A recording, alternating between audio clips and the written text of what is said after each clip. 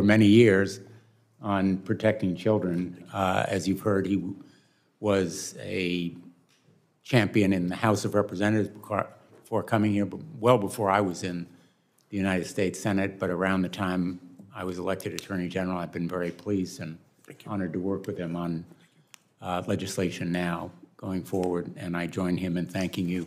I have just a few concluding questions, and I seem to be the last one left standing here, so the good news is I don't think we'll have others, but as you may know, you do know, my office created an Instagram user identified as a 13-year-old girl.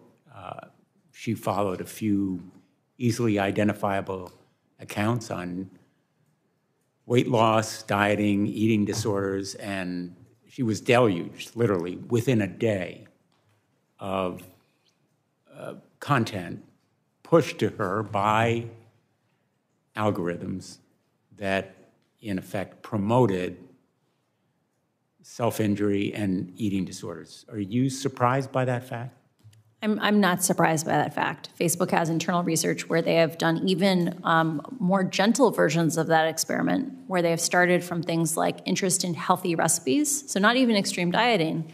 And because of the nature of engagement-based ranking and amplification of interests, that imaginary user was pushed, or that real account was pushed towards extreme dieting and pro-anorexia content very rapidly.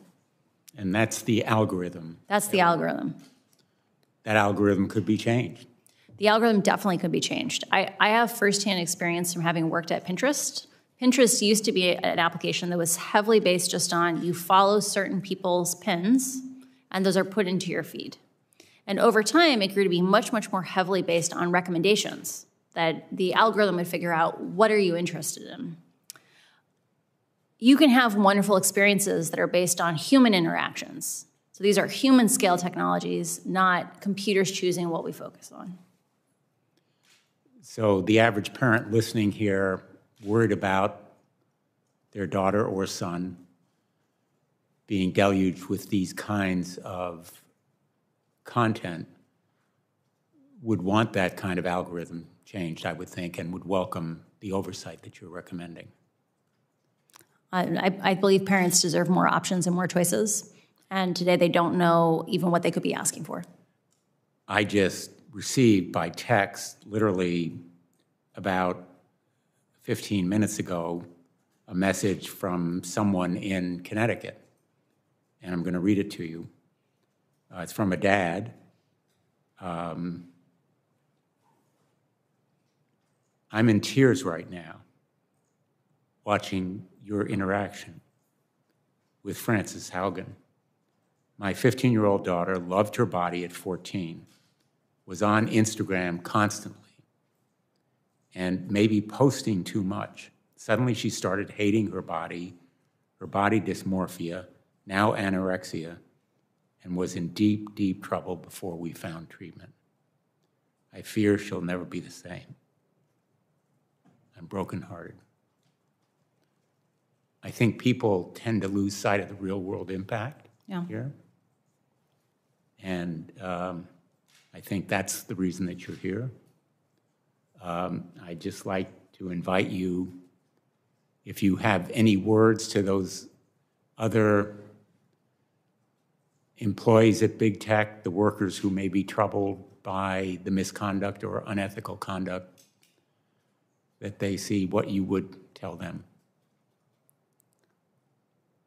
We live in a pattern that we have seen throughout time with regard to technologies is that humans are very crafty people. Like we find interesting solutions, but we often get out over our skis, right? We develop things that are of a larger scale than we really know how to handle. And what we have done in the past is when we see this happen, we take a step back and we find institutions and we find frameworks for doing these things in a safe way. We live in a moment where whistleblowers are very important because these technological systems are walled off. They are very complicated. They're things that you need to be a specialist to really understand the consequences of. And the fact that we've been having the exact same kinds of false choice discussions about what to do about Facebook, is it about privacy or oversight? Is it about censorship or safety? Like the fact that we're being asked these false choices is just an illustration of what happens when the real solutions are hidden inside of companies. We need more tech employees to come forward through legitimate channels like the SEC or Congress to make sure that the public has the information they need in order to have technologies be human-centric, not computer-centric. Thank you. On that note, we'll conclude. Thank you for an extraordinary testimony. I think that anybody watching would be impressed and much better informed. And you've done America a real public service, I think. Thank you. The record will remain open for for 2 weeks. Any senators who want to submit questions for the record should do so by October 19th. This hearing is adjourned. Thank you.